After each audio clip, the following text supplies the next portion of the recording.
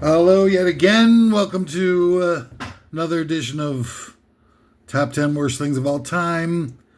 I am your host, Dirk Diggler, and welcome. Before we get started on today's wacky list, I've got a few disclaimers to start things off with. Number one, I am nuts. I cannot be trusted or relied upon. Period. No exceptions. Number two, I am not partisan. It might sound like it. That's because your wee, tiny little minds have been so compromised by the level of relentless social engineering and brainwashing that you've undergone, been fully immersed in since birth, has permutated your ability to have independent thought so completely that you wouldn't know the objective truth if it, stepped in on you in the shower. I am number three. I'm trying to create a movement where we all stop hating everyone and everything equally together. Okay. So that's all I got for you for that. This week's top 10 worst all-time thing is top 10 all-time worst fake contests. Oh, this should be a fun one, huh?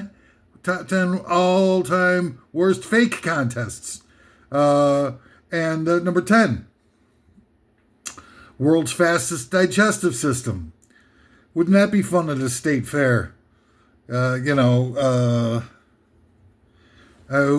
be difficult to figure out who to root for because the results of you have a bunch of people sitting at a table. I suppose they're eating stuff that would cause you to go to the bathroom quickly, like Taco Bell takeout and maybe Jack in the Box. But you wouldn't see the results for days. They'd have to all get back to you. The blue ribbon goes to this guy 3 days later. Number 9, top 10 all-time worst fake contest, extreme trash talking. Now, see, that would be fun. It's kind of like a rap battle, right? Except, just sort of randomly assembling a bunch of people who think fast on their feet and maybe have a potty mouth and such. Maybe they were a speechwriter for a heavyweight national politician. Get some stuff like that. Number 8, ether binge ice hockey. See, now, I've for a long time have,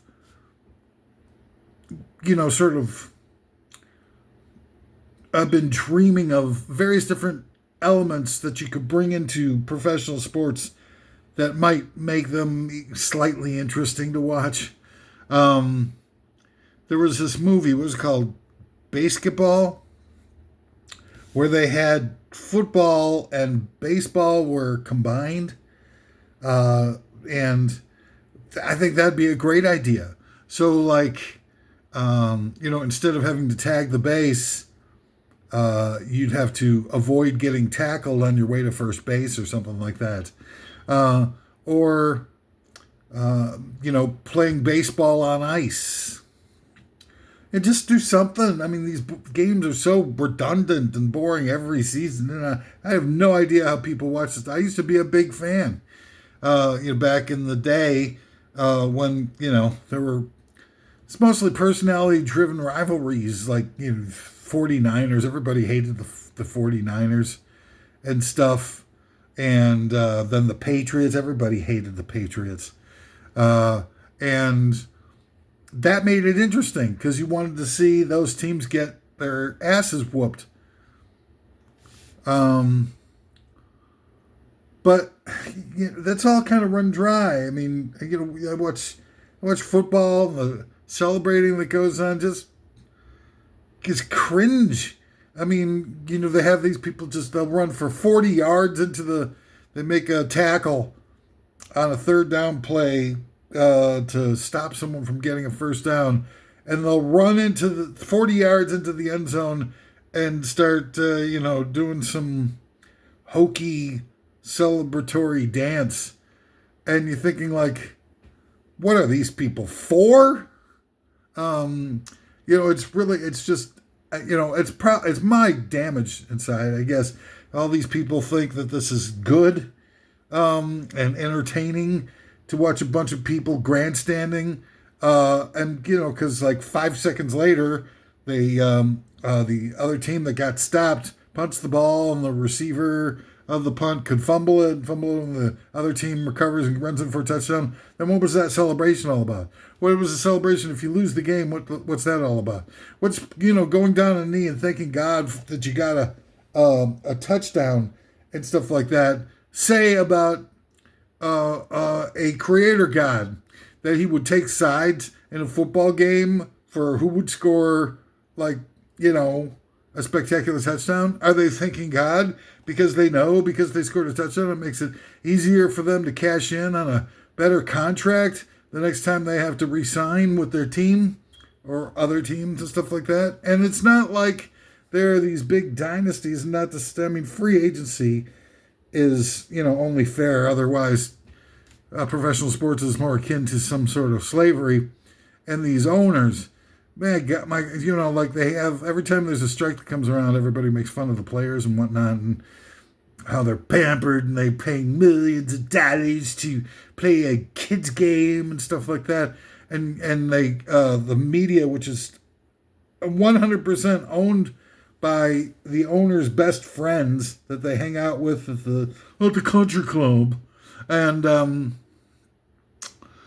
so, of course, they're relentlessly dumping on the players and their union as being selfish, and criminal, and blah, blah, blah. The fact of the matter is that, the most useless part of any professional sport, the most useless person that has anything to do with professional sports are the owners. The owners who get us to buy them multi-billion-dollar new stadiums, the only industry on planet Earth where we pay the bulk of what it costs for them to build what is essentially their factory, and we build them these huge luxury boxes, which are,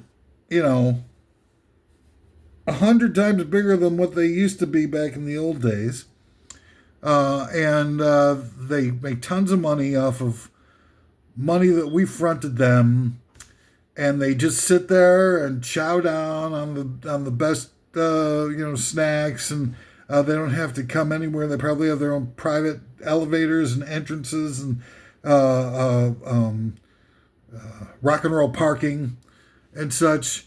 And we just sit there and, take it.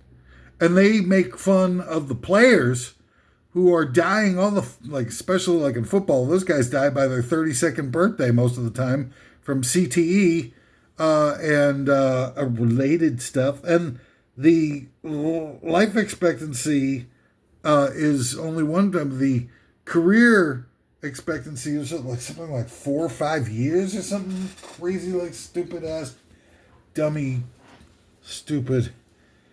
So the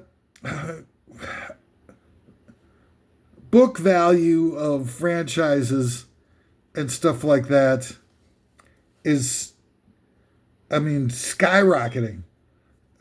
Teams that were worth maybe $1 billion even just 10 years ago are worth $100 billion now. It's crazy.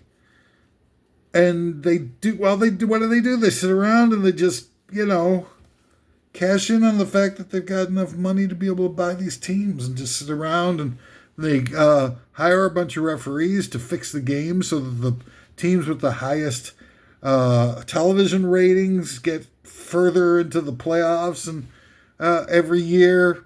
Because the NFL has a peculiar way of conducting laissez-faire capitalism, all the teams share in the nationalized revenue, which means the TV contract is shared equally amongst all of the owners, which means that the owners can collude and just say, hey, look, you know what? The Patriots get the highest ratings every year because they're a northern city, municipal area with a huge consolidated viewer base, and they don't have anything else to do but sit around indoors on the weekends because their weather is so bad for the entire football season for the most part.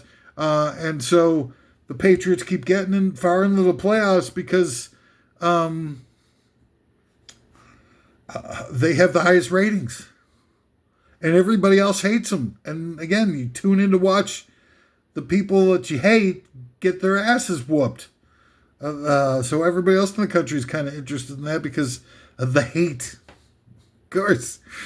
And so they fix everything. The owners collude. They say, like, look, we need to do everything we can to make sure that the Patriots get far into the playoffs every year. And so, you know, all of a sudden when it comes to free agent time, the Patriots get everything they need, regardless of what you would imagine them to have a salary cap. You watch, you know, the Patriots got into the Super Bowl this year and just a couple of probably pieces away from another dominating run with 3 out of 4 Super Bowl trophies. Who the hell knows? And, you know, you watch, they'll get, oh, God damn it. You watch and they'll get all the best free agents that they specifically need. Like whatever it is, I can't watch these games anymore. I'm not exactly sure what they need. Obviously, they need some more offensive power and some offensive line help. They'll pick up all the best stuff, specifically what they need in the winter meetings, and they'll get all the draft picks will miraculously fall into their laps, and you know all these other teams, so they can get out of the way of picking the better players that they want to drop down into the big money, big ratings teams. They'll make these crazy choices in the first round of the draft, and it'll be like, oh, how could they be so stupid? They're not stupid. They're intentionally picking garbage because, you know, like the Cleveland Browns. You know, nobody wants to see them. Obviously, nobody cares about them being in the Super Bowl because they haven't been anywhere close. They haven't won a championship since the 50s. So, you know, the Cleveland Browns will make all these crazy choices, and everybody would be like, oh, wow, they really need to get a new general manager, blah, blah, blah. It isn't, I mean, it's all scripted.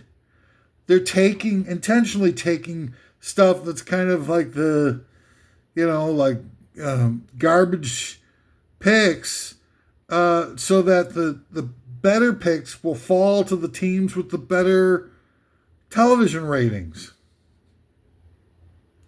Anyway, that's number 8, Ether Binge Ice Hockey. Number 7 of the top 10 worst all-time fake contests, time-traveling interdimensional lizard people relay race. Now, I'd love to, you know, there's a lot of rumors about that being an upcoming Olympic sport that there's talks about. Oh my God. Excuse me, and here we talk about the Olympics is another one, just like the NFL owners, where somehow somebody's connected enough to be able to pave the way for these pathological demons to go from country to country every 4 years, every 2 years really, with the Winter Olympics, and somehow magically get these countries to fall all over themselves to pony up billions of dollars to build these single-use stadiums that fall into disrepair 2 seconds after the Olympics are over. And when we sit around and we watch like countries like Greece, which completely fell apart because of how much money they spent that they didn't have to do the build-out for their Olympic communities and stadiums and stuff like that. And then they're never used again for anything. And the country's looking at their debt, the red ink on their balance sheet, and they're like, what the hell happened? And the Olympics, they go, sort of like it's almost like a new version of war where they go to country and just demolish their economy and create this gigantic amount of waste. And, with the amount of people and the amount of horrors that are going on throughout the world with wars and poverty and starvation and sweatshops and everything like that. And to think that billions of dollars are spent on the Olympics. And the Olympics are, it's not like it's even fair. U.S. Olympic Summer Team Committee, whatever, sent 600 athletes, I think it was, to the most recent Summer Olympics.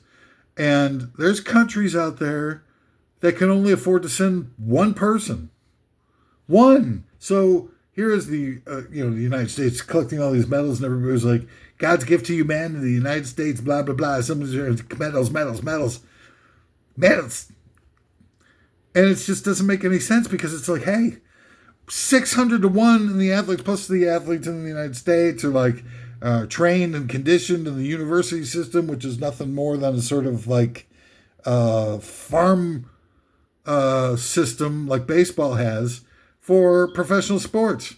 And so we get, sure, we've beaten everybody's asses left and right, but why do we take pride in that?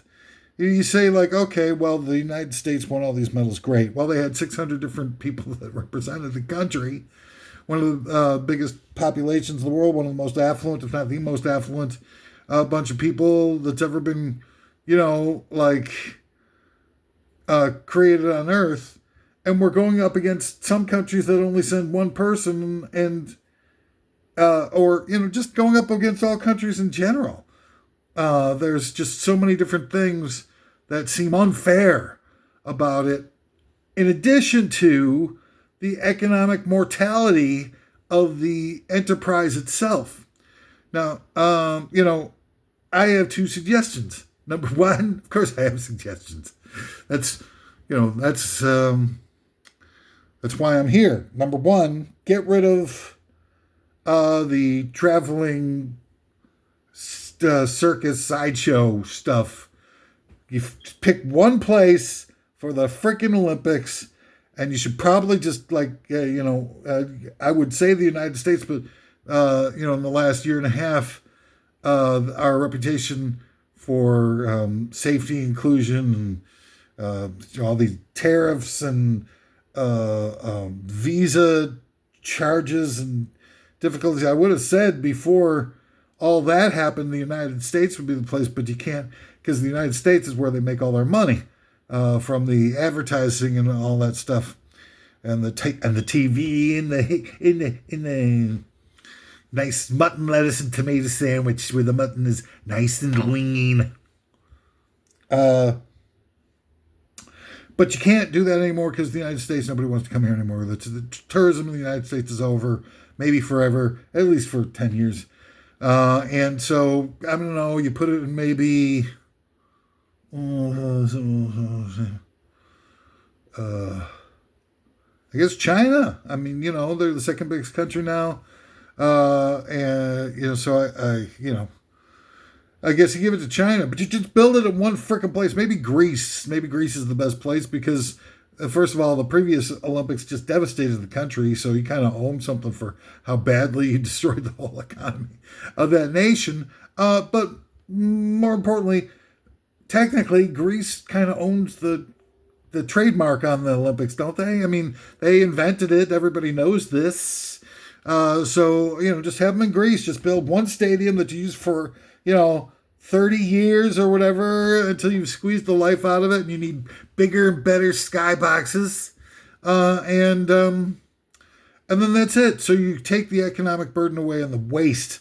It's just pathetic that people would think of having this rolling, destructive enterprise wasting billions upon billions of dollars every 2 years. It's just, all right. So the second point of it is that, until the economic playing field or whatever population is such that every country can send an equal amount of athletes to represent them going forward. So if the country with the least amount of abilities, they can only send one person, that means everybody can only send one person. And sure, it's going to take a lot of the, you'd think it would take a lot of the, thrills and exploitative nature of the televised event, and sort of take a lot of the juiciness out of the televised games, but maybe not. Like a one-on-one basketball game for the Olympic gold could be interesting, or having one guy just, going out there and doing his best. And, like a lot of the events are kind of, ridiculous. Like if you have, and you're certainly not going to get the same guy as the best in the country at basketball as downhill skiing, but still it'd be fun. It'd be a lot more fun to watch, and it would be fair-ish. A country with 350 million is going to have a lot more to choose from to get one well-rounded athlete, Jim Thorpe or Bruce Jenner or stuff like that. And I'm not dead naming Caitlyn Jenner. Caitlyn Jenner was Bruce Jenner when they won the decathlon. So I don't even know what to do with all that, to be honest with you. I want to be sympathetic to what is the real deal here, and respectful, but I just don't know. We need a chart. We need like a national website or something like that to try to, keep everybody hep to all the going phrases and renaming of people and things and assignations and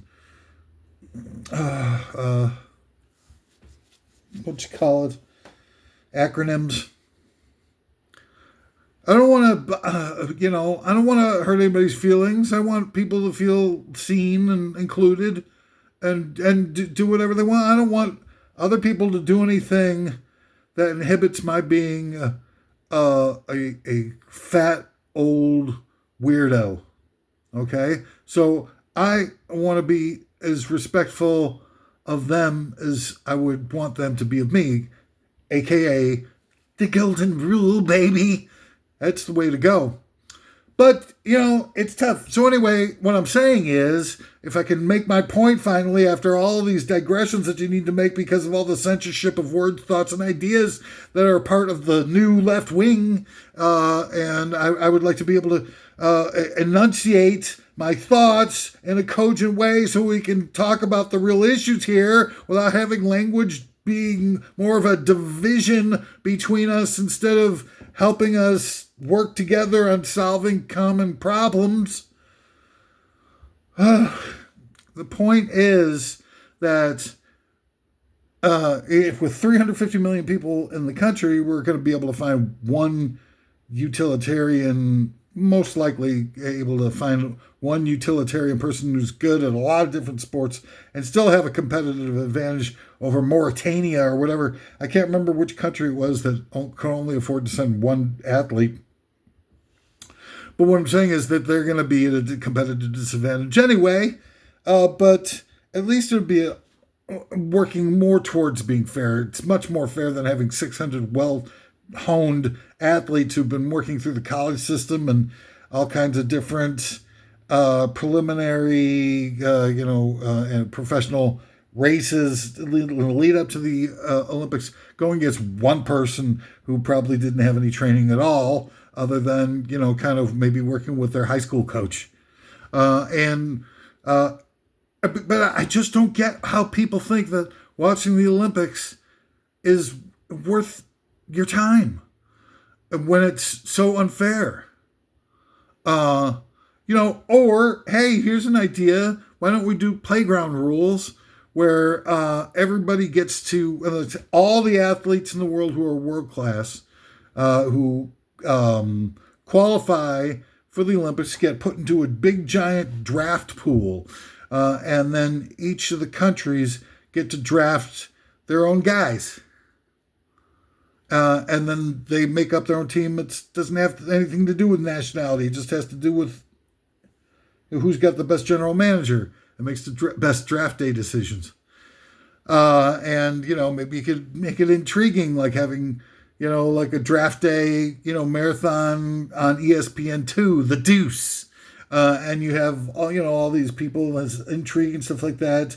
Mauritania has 15 minutes on the clock. Some of the people have been looking at Aaron Watershow from Missouri State as the next pick for Mauritania, as they really desperately need a somebody who can swim well enough to be on their water polo team. I think that could be fair and fun, right? So that it's not just dominated by. I mean, this is so unfair. And I don't get why people think that it's worth watching and rooting for a team that has such a gigantic competitive advantage. It's like a Bugs Bunny cartoon where Bugs Bunny is the pitcher of a team, and the team he's going up against are a bunch of 10-foot tall, muscle-bound giants and stuff. Now, of course, Bugs Bunny, being the magical, impudent rabbit that he is able to, throw spitters and stuff and strike out the side. But I'm just saying that it's like playing up against a team of, giant behemoths, and you got this one little guy from Mauritania or wherever the hell, going up against a team with 600 players. And you take pride in that? See, these are the types of things that I'm talking about when I take an objective look at who we are and what we're doing, and try and, in your mind, switch places with people that aren't from here and what they would think. Like the people from Mauritania are watching their one guy. Of course, they're like, well, you're really proud of that one guy, and then he gets his ass whooped, and he doesn't even finish enough to come in last place. He doesn't even finish. Just gets plumb tuckered out by the middle of the race and just quits. And everybody from Mauritania is like going, not again. And we're just like going like, yeah, look at how great we are. We got 50 bazillion medals and stuff. Wow. It's cruel. It's sadistic to the rest of the world. It's pompous, smug, American exceptionalism. This is where these things start. These are all symptoms of this enormous problem of superimposing our will and beliefs onto everybody else in sight. It's just, I don't know where it comes from, where the people think that this is right or fair. Jesus Christ. Number 6, the top 10. Oh, wow. Up to half an hour already. Sorry. Number 6, the Le Mans style goat racing. So you have goats racing, okay, for 24 hours straight around this big, long, involved race course that has a lot of, goes through Monaco and wherever Le Mans is nowadays, or wherever.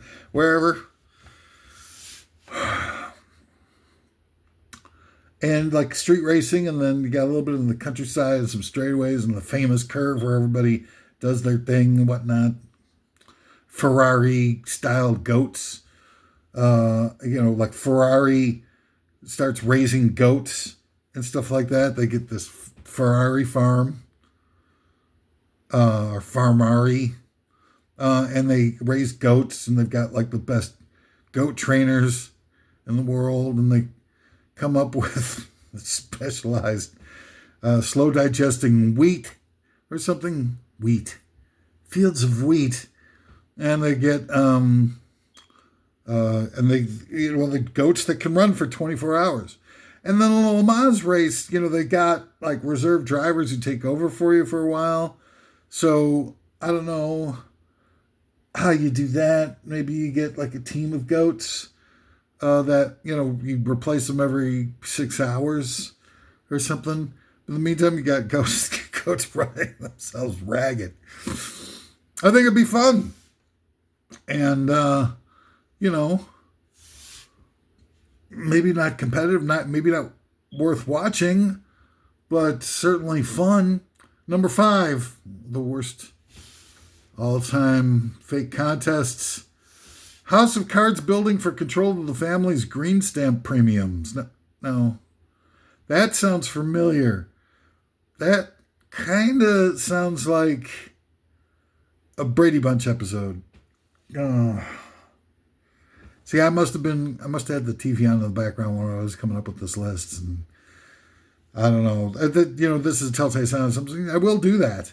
I will kind of have like a little bit of white noise or something in the background to just kind of keep me from falling asleep and just kind of get the juices flowing and of course, to combat abject loneliness. I mean, somebody coming up with stuff like this, you can't necessarily do when you're sitting around with the kids and they're tugging at your apron strings and whatnot and saying like, hey, Pops, can you, come out and help me with my algebra trigonometry and all that kind of garbage? No, you got to be like out in the, what do they call it? The wooden tool shed behind the house or out in the middle of a yellow wood, I think is T.S. Eliot or whatever. And you're just coming up with these furiously coming up with this number 5. House of Cards building contest. Well, you got to have a little bit of TV. You don't want to have your brain start to wander into because this is already in like not necessarily crazy territory, but crazy adjacent for sure territory. So you need to stay grounded and stay focused, not become like a completely tweaked out loner. But yeah, that's a Brady Bunch episode. And then Tiger comes along and knocks over one of the houses of cards so that the boys can get the canoe and the girls can't get the sewing machine. They came up, I don't know, they came up with something good after that everybody could use. I can't. Anywho, number 4, Alzheimer's scavenger hunt. Now that's cruel. You talk about, sometimes where you think about the political correctness on the alt left and the relentless racial hatred of the alt right, and all the lines that they put up that cannot be crossed under penalty of having a pickup truck driven through your peaceful protest, types of transgressions that inhibit our free speech and our ability to be able to communicate with each other, to work on solving problems rather than creating more of them. But this one isn't one of those. Alzheimer's scavenger hunt is just real cruel. It's making fun of people that, are suffering. I mean, it's almost like a fate worse than death, not knowing who you are and wandering through this world. This is one of the maladies that we really, need to focus on. This is a crazy malady. Like if cancer even, you get it and you power through it and you're dead, right? But you're aware of your death and everything else around you so that you can say goodbye and hold on to your loved ones or push away the people in your life that you feel passively aggressive against or downright hate. But Alzheimer's, man, that is cruel. So I apologize for that joke in as much as that, it is really funny if you think about it. Just walking around. It's like a Monty Python joke, right? Just walking around, looking for stuff, forgetting what they're looking for. It'd take forever about Alzheimer's scavenger hunt. Still cruel, though.